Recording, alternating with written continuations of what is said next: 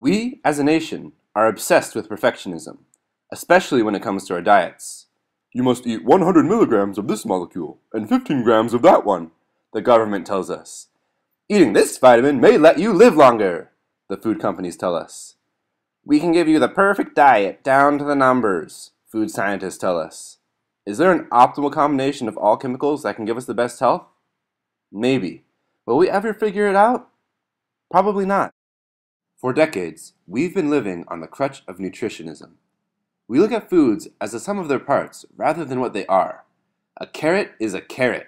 A carrot is not only a pile of beta-carotene, fiber, sugars, and 10 other vitamins. To take it even further, we compare foods based on these pointless numbers. Foods cannot be summarized into a statistic. To think that we know everything that exists in a food is egotistic and closed-minded. In the 1500s, we thought the universe revolved around the Earth. How is this any different? There are, quite possibly, substances we cannot currently detect in foods that could have a significant effect on our health. In addition, the complex way in which the thousands of known substances interact cannot be truly imitated in fabricated foods and pills. Unfortunately, fabricating foods is profitable for businesses. Every day you see processed foods catered to a nutrient. High-fiber yogurt, omega-3 eggs, cereal with 11 essential vitamins and minerals. People buy these products because they are told these nutrients are good for them. But these nutrients have been taken out of their original context and twisted into cheap, marketable foods that food companies can make a quick buck on. Popping a pill and expecting the same nutritional value as its food counterpart is naive. We should look at food as a whole. The nutrients in a pill cannot adequately nourish us because they are removed from their food context. Taking nutrients out of their food context may even be harmful to us, for reasons we don't quite understand. And who allows this? The government. The McGovern Committee, which produced the dietary guidelines in 1977, set the precedence to look at food as only nutrients. But not everyone agreed. The president of the National Academy of Sciences, Philip Handler, called the committee's findings nonsense. Clearly, there has never been any consensus that their findings, specifically that meats cause heart disease, were true at all. After the original publication, the food industry successfully pressured the committee to muddle the sections that advised against meat, dairy, and sugar. These guidelines have caused widespread confusion and poorer health throughout the nation, rather than better diets. Because of this, dietary diseases like obesity, diabetes, and heart disease have increased drastically. Chronic diseases do not happen from old age. Rather, they occur because our diets and lifestyles make us prone to chronic disease. So what causes chronic disease in the first place? Though there are many other factors such as smoking, lifestyle, and financial situations, the primary dietary contributors are refined carbohydrates and vegetable oils. In 1830, Americans consumed 15 pounds of sugar per person per year. That figure has now increased to an all-time high of over 170 pounds. At the same time, chronic diseases have been on the rise. In the 1900s, heart disease accounted for only 9% of all deaths, but by the 1950s, heart disease was the leading cause of all death in the United States, accounting for 50%. This correlation is supported by a variety of studies showing vegetable oils and refined carbohydrates cause most chronic diseases. A whole 3/4 of U.S. healthcare spending, $1.87 trillion, goes to treat chronic disease, most of which are diet-related and therefore preventable. Even if a person does realize that their conventional diet is killing them, they often don't know what to do. We have been living under the reign of nutritionism so long that without numbers, we just can't choose what to eat. This is a ridiculous problem. Most people on Earth don't even think about food in terms of carbs, fat, antioxidants, or phytochemicals. Most people haven't even heard of a phytochemical. In fact, traditional peoples the world over have been thriving for thousands of years with only the eating habits of their parents and their parents' parents as guides. We don't need food science to tell us what's good for us.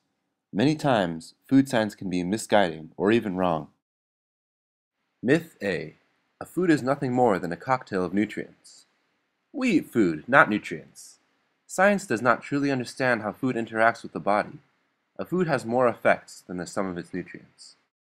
Myth B. A low-fat, high-carbohydrate, calorie-conscious diet will lead to sustained weight loss. Low-fat, high-carbohydrate diets lead to short-term weight loss, but generally are not effective for long-term weight loss. Subjects of such diets often complain of hunger and dissatisfaction with meals. What's more, counting calories doesn't help with weight loss. If anything, it harms health by causing more stress. Myth C. Animal foods are unnecessary to human health. Animal foods, preferably pastured, are essential for human health. The vitamins and animal fats are especially important for us. Myth D. Anyone who follows the USDA food pyramid guidelines will be healthy. The guidelines prescribe a diet high in milk and grains, both of which many people have allergies to. For this and many other reasons, the food pyramid fails to reflect the cultural diversity of this country. Myth E. Eating cholesterol is detrimental to health. Cholesterol is found in all bodily tissues, and 90% of it is located in our cells. It is essential for digesting fat-soluble vitamins, repairing tissues, and producing nerve and brain tissue. The body only absorbs 50% of the cholesterol in your diet. It produces the rest. Plus, your HDL to LDL ratio impacts your health much more than your total cholesterol. If you're feeling a little stunned about these myths, consider these tips to help set you on the right path. When thinking about your meals and diet, remember the following 4 words: quality, balance, variety, and moderation. Health isn't just about diet, so keep in mind some very important non-food guidelines as well. Get plenty of sleep, take time each day to relax, get plenty of midday sunlight exposure directly on your skin, strive to get moderate exercise every day. If you don't eat fish and seafood, consider starting. Choose the most eco and people-friendly sources possible.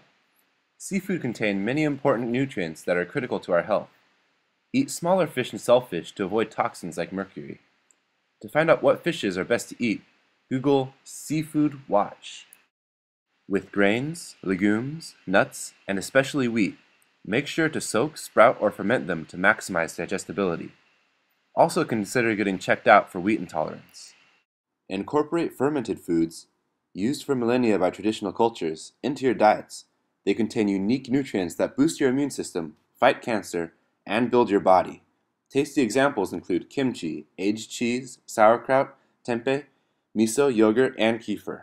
So remember, don't overthink food. Yes, it can be hard. After all, most of us have lived the majority of our lives under the nutritionism ideology. How can we eat food without knowing all of its components? Without knowing if it's good for us? Truth is, we can thrive on a gigantic variety of foods, both plant and animal. But we cannot handle industrially processed foods. We need to believe in our ancestors. Trust that we haven't survived these centuries eating all sorts of foods: blowfish, mushrooms, jellyfish, cacao, durian. Through luck alone, our ancestors knew what they were doing, so we should follow suit. Our health depends on it.